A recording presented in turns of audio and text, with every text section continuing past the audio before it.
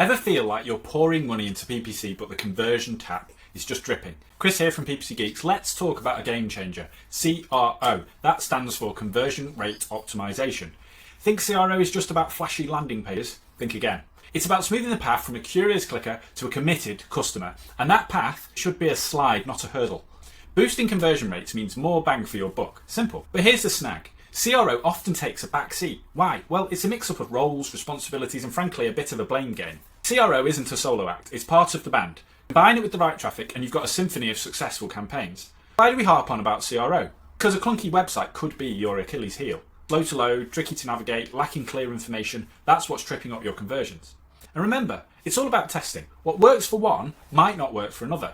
Best practices are a starting point, not gospel. You knew this was coming, right? Tracking. Without precise tracking, you're navigating without a map. You won't know if your changes are treasure or trash.